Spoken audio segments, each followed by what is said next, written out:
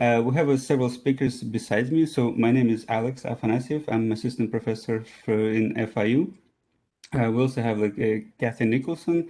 We have a Proesh Potter, my student. We also have a Tian Yan, Lisha's student, and Lisha Zhang from UCLA, like everybody knows about. So for the tutorial part, so they kind of we did so many different tutorials about NDN at ICN conferences. We had the kind of general introduction, we had the security introduction, we had applications introduction. And this time, what we want to do is have a slightly different take on a tutorial on how to deploy applications, or specifically, kind of the theme for the tutorial would be how to plug applications into the network and how to do it in a reasonably easy fashion. And kind of in the name of the tutorial, we put a lot of trust schemas in there, because the trust schemas is actually one big component that actually making the deployment of applications, of NDN applications specifically, deployment, bootstrapping, an easy process, and not only easy process, but also making it secure and easy process. But let me go so just a small introduction of the parts. So I will introduce a little bit of core idea of what we want to achieve with the bootstrapping application. So how to actually build, maybe not exactly build, but given the NDN application, what needs to be done in order for this application to start functioning. So this kind of resembles configuration in IP, and I will cover this one. Just going to be completely different from what exists in IP world. And the second part, we kind of move to a specific example of bootstrapping, and Kathy Nicholson will be talking a lot of details of how exactly the schema, and specifically the VerSec-based schema and identity bundles, you'll hear all those words a little bit later, working in order to actually easy bootstrap and secure applications. And then we'll talk a little bit more about other use cases, and we'll finish the tutorial about that. So let me kind of basically start. So named data networking is basically a new paradigm. We were at ICN conference, so people already know about, but essentially what we have is, we have at the networking level, we use application names to communicate, and we have the security, direct built-in data-centric security. Security is associated with the data. And plus, all the communication is done in a stateful manner. So the forwarding strategists can figure out where to forward. You don't have to worry about specific directions to send the data, because there's a state in the network that can differentiate a lot of different things about the data. And still losing pointer. So one of the questions when you're dealing with NDN applications is, what does it mean to start using application? I mean, to build applications, it's obviously you have to conform whatever the model of the networking or whatever process of the actual application wants to do.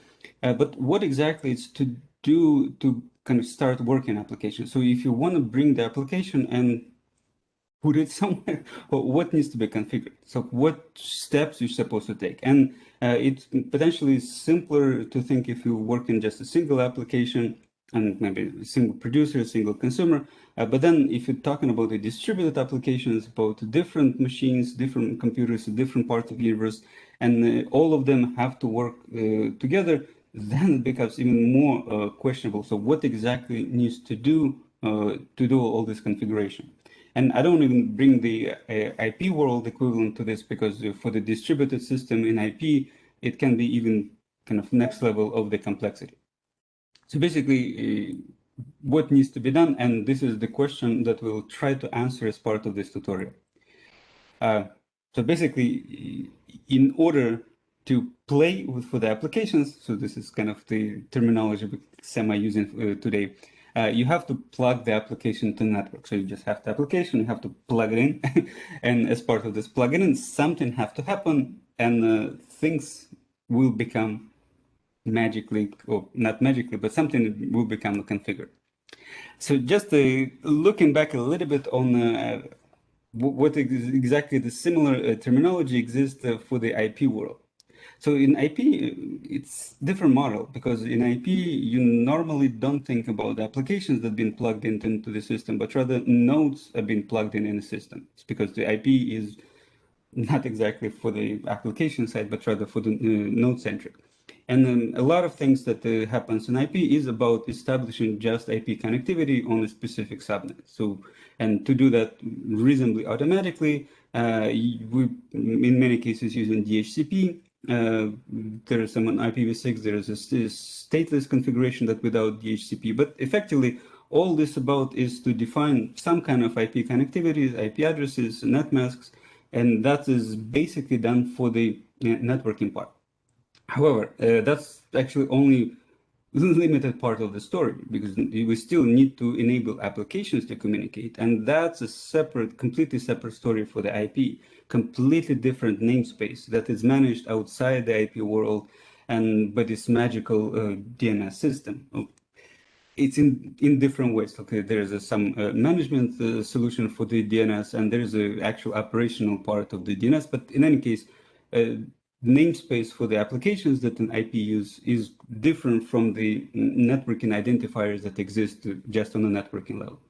So that's one part of the story. Then there's the second part of the story for a lot of security stuff that we technically today relying on this magical CAs that somehow got on our computers, our browsers, and we kind of trust them because those PK, some vendors and operating system providers actually on behalf of us decided that they're trustworthy, and we kind of use them as a trust source. So it's kind of, this is the model for today's application. Now, looking a little bit further into the NDN world, it's slightly different picture, and I kind of try to strike out a few things when you start talking about NDN connectivity. So first of all, we don't have IP addresses, IP subnets. So this is kind of the question: what exactly we establish when we plug in into NDN networking? And technically, what you can think of is that all entities that communicate in NDN are actually applications. And what we plug into NDN network is simply those applications because we operate on the application level namespace. The security is associated with all these namespaces. So all those needs to be bootstrapped, plugged in, auto-configured. And when I'm trying to say all entities that plug in, I mean literally all. Even the forwarder itself is an application.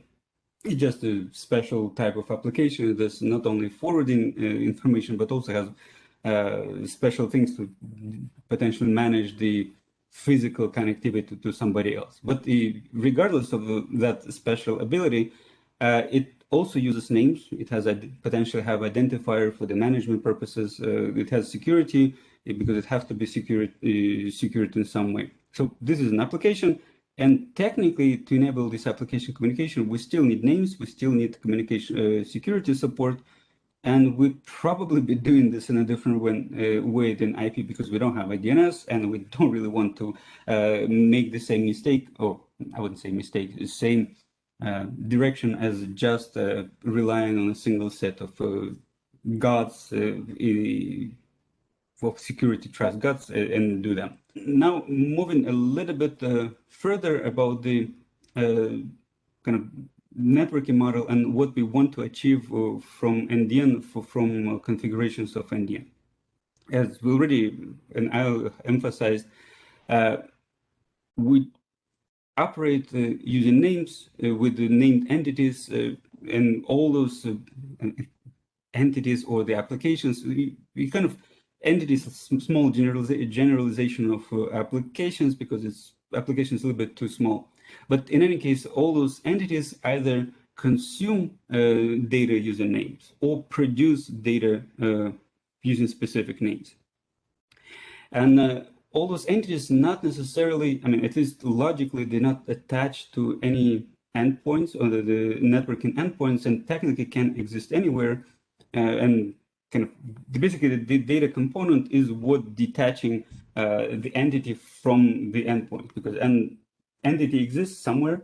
Obviously, it has to exist And data is either exists on the entity or like wherever the entity is connected, or this data exists somewhere in the network at a provisioned repository, or it's a cache or something. So it's kind of this detachment of from the connectivity from the logic. Plus, what we're looking for the trust relationship, so that's the naming part on very, very high level stuff. From the trust, kind of it's not exactly the picture that we want to emphasize here, but what we want to say from the trust perspective is, unlike what we have in IP, where the trust is kind of very broadly defined, there are some restrictions of what kind of things you would trust using specific certificate in PKI in today's model. So for example, in HTTPS, you give in a certificate that is valid for a specific website. But again, that certificate is valid, and that's basically it for this website. But you cannot really control more than that. And plus, the intermediate and root certificates are very broadly defined. What we have ability in NDN is because we have naming associated with every single component, every single communication unit in the network. So the restrictions on the security can be associated at all levels with the names themselves. So just to highlight, any kind of data that starts with the UCB prefix can have a trust when this UCB and UCB key effectively or certificate effectively will be valid only for that set of data, or that trust anchor specifically will be related to that element. For UCLA is the same, so there's a trust anchor, local trust anchor for the UCLA, and similar to UCSD. That's one level, and another, and the major part that we'll try to emphasize even more, especially with the trust schemas, and as later we introduce the trust bundles, or identity bundles, is the fact that each entity can become its own trust anchor if it can. If it have some dependent entities, or like some entities that produce data on your behalf, you can become the local trust anchor for them, and either use the existing certificate to sign it, sign further certificates, or just create your own kind of self-signed certificate and use that to become a local trusted God in a small environment. And this is kind of a vague definition of the trust zone that we're going to be talking a little bit later. How to connect all those pieces together, how one of them will trust, kind of all those islands of trust will trust each other. It is kind of a question that's not part of the tutorial, and there are some solutions for this model, kind of some peer-to-peer way of managing this trust in the system. But again, just the point of what I'm trying to emphasize here is having names, essential names for every single communication element in the network allows anybody to associate basically requirement of or associate the security context for this exchange of the information, and you don't really have to have very broad security kind of allowances, so that one certificate signs everything that associated with the website. Rather, you can create a set of certificate, or like a forest of certificates that only valid for very specific pieces. And very specific pieces have a very narrow validity element, and with that, essentially have a very limited exposure and potentially very limited risk in of that certificate compromise. The reason I'm bringing all this up is because this is the model. So this is the model allowed by the NDN to have all those certificates and all those forests of certificates. And we need the model, or we need the way to actually bootstrap all this information in a reasonably easy way. And this is where I'm trying to plug in the trust schema stuff. So after saying all this stuff, I kind of bring in the semi point is that the NDN configuration I will have a few caveats on this statement, is kind of equivalent of the configuration of the NDN application. And obviously for the NDN application, you need name, a security relationship, a trust relationship. And one of the reasons I'm kind of saying that is NDN, even though it's a networking architecture, it can be viewed more than just traditional networking, because you can have an NDN application working even without the physical connectivity, because it can be on a local computer. You can run NDN applications in some way, just having the name, security credentials, and trust relationship. If you consider two kind of phones have some ad hoc connectivity, or using hard drives to transfer chunks of NDN packets between one machine and the other machine, you still only having the name, security credentials, trust relationship, you can do meaningful communication. Of course, if you want to do actual communication over the network, you need some physical connectivity, and that's kind of the point of the next slide. We still need some form of a connectivity as part of the NDN network. So, and kind of the reason and the definition of the NDN connectivity that I kind of put in here is an entity should be able to express interest, and those interests should flow approximately in the direction of the data. So it doesn't even have to be in a direction.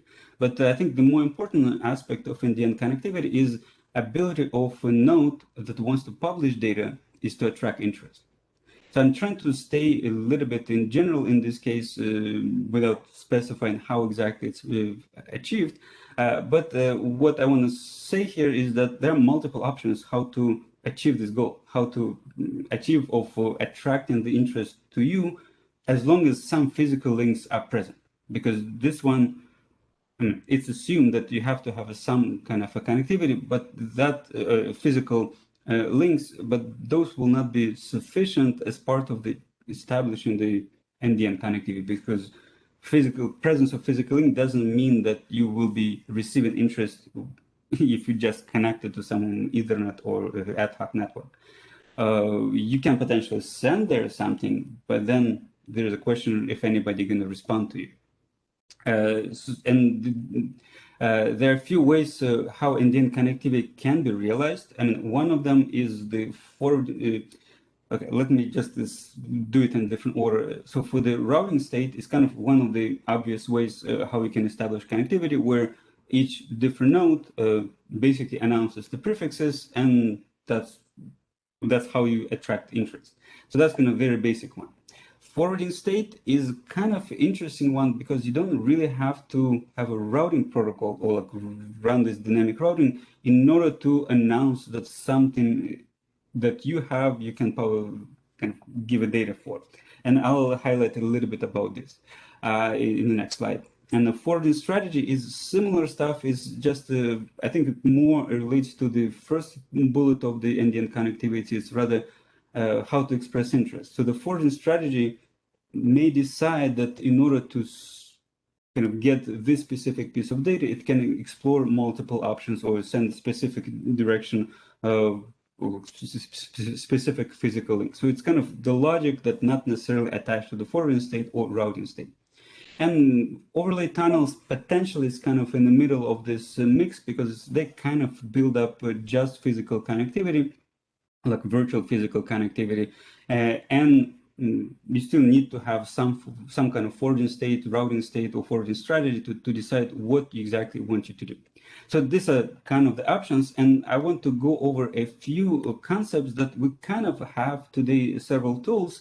And I want to emphasize one thing, that is not all of those tools that we have today technically actually set up NDN connectivity, but rather they set up something automatically or help to set up something automatically, but not necessarily do the full job of the NDN connectivity setup. So the first one is NDN routing, for example, an LSR. And what we have with those things is, I mean, this is just obvious thing, that we have secure name. And with that secure name, you can, or like security name credentials that you potentially already have in the system, you can attract more interest, because you your claim that you own some namespace is verified in the system because you have a certificate, your name. Others have a trust policies that they can verify your claim and kind of trust you. So that's kind of very basic, very easy way to establish the connectivity, and it kind of, you still have to have some kind of a physical connectivity or virtual link connectivity, but in order to actually build up NDN connectivity, you just have a name, security, and this is all needed to do the setup. Similar things that we have is just a little bit smaller scale and not necessarily routing, but more like on the forwarding side is automatic prefix propagation, prefix readvertise, and self-learning. So those guys is kind of combination of forwarding strategies and the security credentials in some way. So what we have is it's basically simple. So auto prefix propagation is a simplified way to tell others, specifically your NDN hub, that you have some data that you want to publish. And prefix readvertise similar is just adding additional injection to the NDN routing. And in order for that to work, you actually have a name that you own. You have to have a credentials that will be recognized by your system and by the remote system that this is stuff you own. And this is the basis for this connectivity to be established. I also put in a mix of NDN over Wi-Fi Direct. This is another solution that we kind of developed, which kind of combines the overlay management with the security name prefix exchange.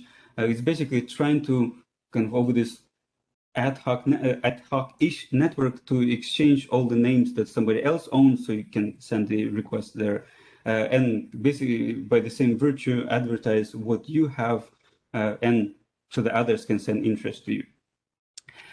Last three pieces here, I kind of put them in a box, which we basically started with them thinking that they are kind of auto configuration stuff, but what in reality we kind of end up doing, just basically managing the overlay connection. So the NDN autoconfig, if I put here, it's kind of stated that it's NDN auto configuration, but in reality, what we have is only a limited auto configuration. It's automatically building connectivity in this particular case to NDN hub, and that may give the ability to you to send the requests and interests, so kind of fulfilling one part of the issue for the NDN connectivity, but it doesn't really give you the answer how to attract interest back.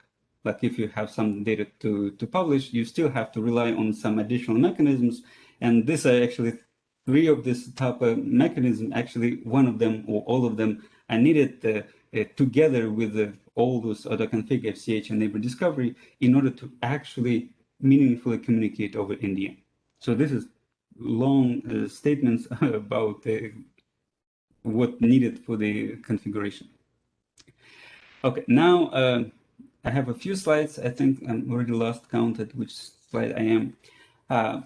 Plugging applications or NDN entities into the network, and I already kind of highlighted multiple times. So this one's, in order to do that, the first and foremost step, I mean, you can get the connectivity, the steps that I just mentioned about the connectivity, you can get those as long as you have some naming and trust relationships.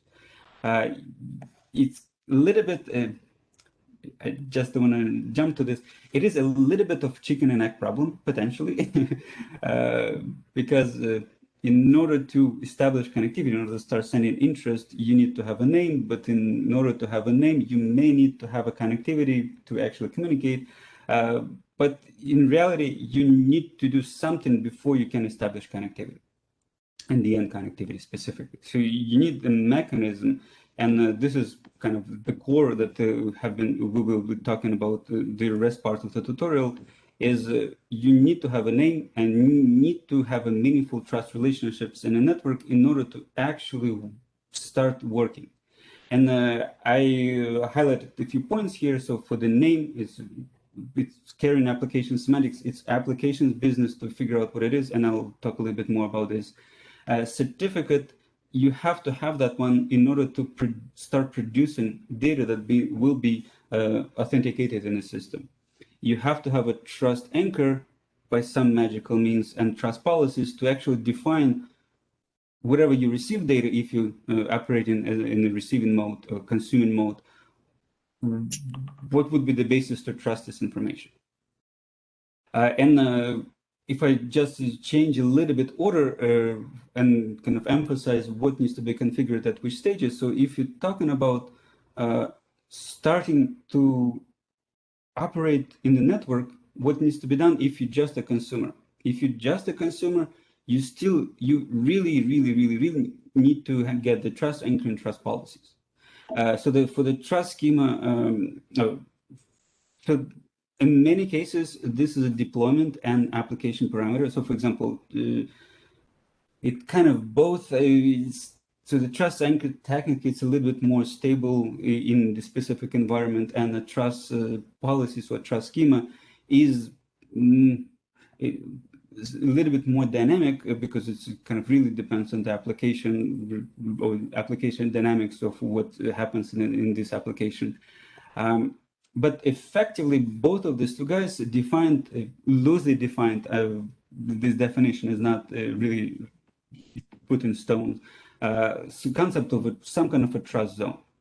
So it's kind of some local trust zone. So as long as you get this bundle of trust anchor trust policies by some means, you can start trusting this specific application or this specific area of the network or for this specific operation. And again, I'm trying to plug in a little bit later parts of the tutorial where we're going to be talking about specific, very specific use case. And as long as you have those, you can receive data and you can authenticate kind of local entities or local data that are being produced.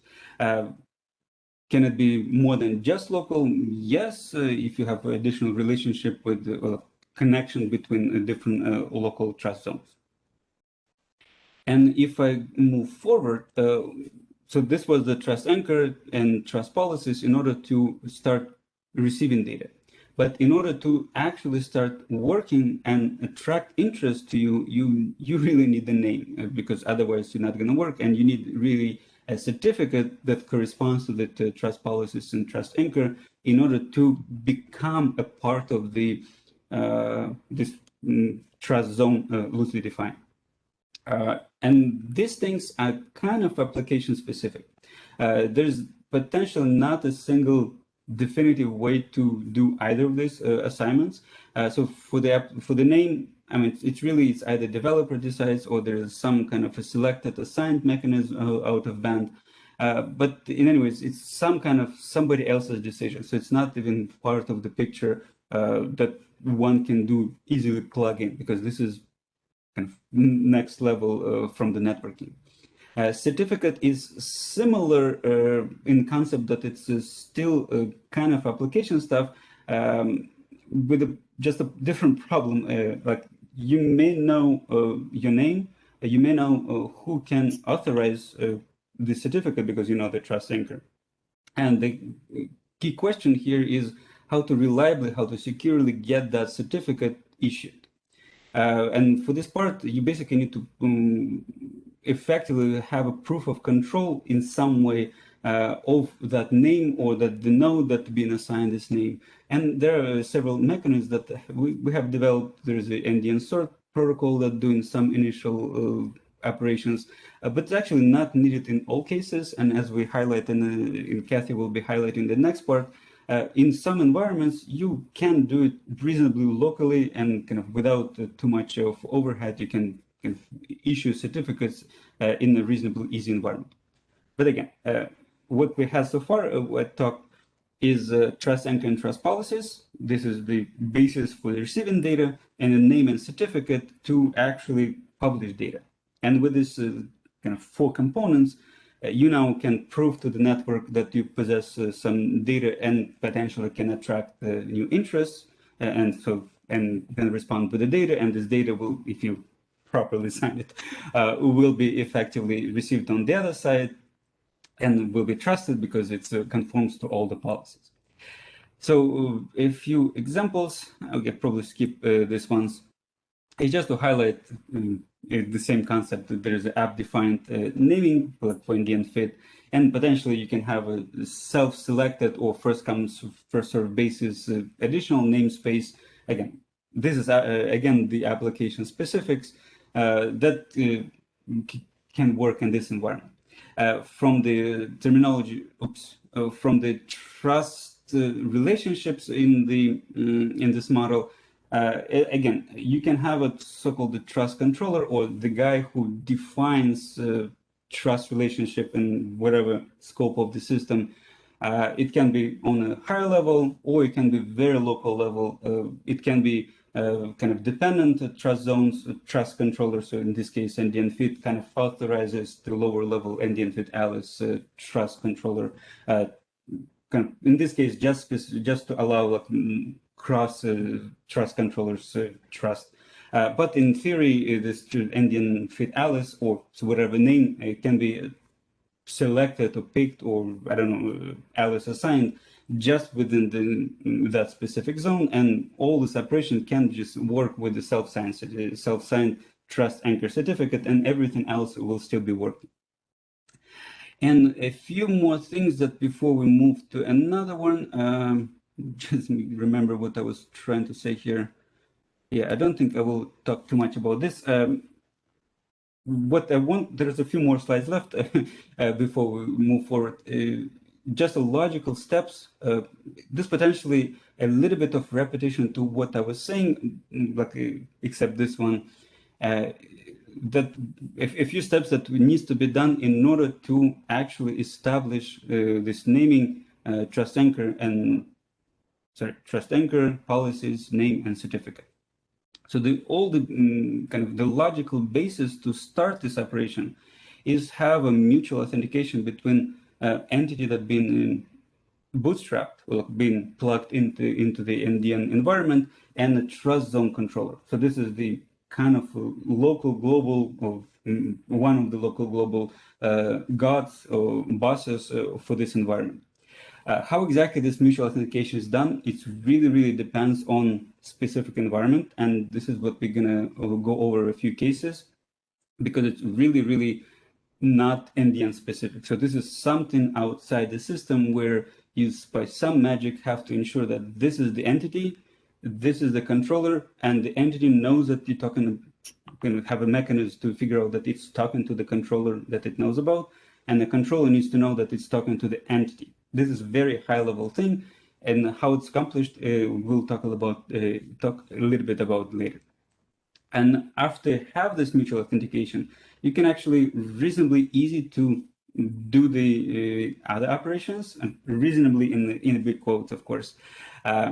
So basically, in order to get the trust anchor, as soon as you have the mutual authentication, you simply trust anchor can give the trust anchor and policies to the entity. How? Again, it really depends on the environment. If you have some really secure channel, you can just simply fetch that information, and because you fetch over this magical channel, you start trusting it. The second one, I just want to emphasize a little bit about so the trust anchor is one component. Trust anchor is one component, and the other component is policies, because you have to have a anchor of the trust and the policies how to define what should be trusted within this trust anchor. So there are two actual options here. So one is you can obtain those, at least initial set of the trust policies together with the trust anchor by the same magical policy. But the good part and the cool part of NDN that everything can be named, and therefore those trust policies can effectively be updated during the lifetime of the applications and can be fetched again either direct over this magical secure channel or physically given to the application at a later point of time, or be even fetched over the NDN network using as an interest data exchange. And because you already have a basis for the trust, unless you're really changing the trust anchor and completely changing the policies, you can actually verify that whatever the updated policy, and now either swap them or use them as in addition. So that the kind of a cool part of NDN ability to operate. And finally, to obtain the certificate is basically, again, relying on the fact that you have this secure channel. It's just a different mechanism or potentially different set of mechanism of how to use. Instead of just relying on trust zone to give you something, you potentially need to send something to trust controller. Trust controller, because it's secure channel, or verify that it's secure channel, will issue the certificate and give it back to you. And again, there's a slightly different mechanism, and Kathy will be talking about, again, different approach of doing this without actually ENU talking to the trust controllers. Rather, trust controller is more like a bigger boss, and it will define all that needed directly to the ENU as using this identity bundle. Okay, I think I talk a lot. So for the mechanics, this is just a few things I remembered about mechanics. I think I already mentioned a few words about this. For the mutual authentication, it's really use case specific, and we'll talk about this more. For the trust anchor and trust policy installation, is either, as I said, the manual process, or it's part of this use case specific approach of getting that bundle and installing, with exception that during the normal operation, after you already have established trust anchor and already have an initial set of policies, you can fetch something new and use the existing set of policies to verify this and update and do stuff. And for the certificate, again, there's either manual way of doing business or using protocols like NDN cert, or depending on the environment, it can be like semi-automated local system certificate management. And if I, oops, there has to be more stuff in here. So this is kind of the last slide that I'll be talking. So this is, I hope you got some idea, because I reiterated multiple times that in order to do bootstrapping, you have to have a name, and bootstrapping of or start plugging in, in order to play with the NDN application, you need to plug it in.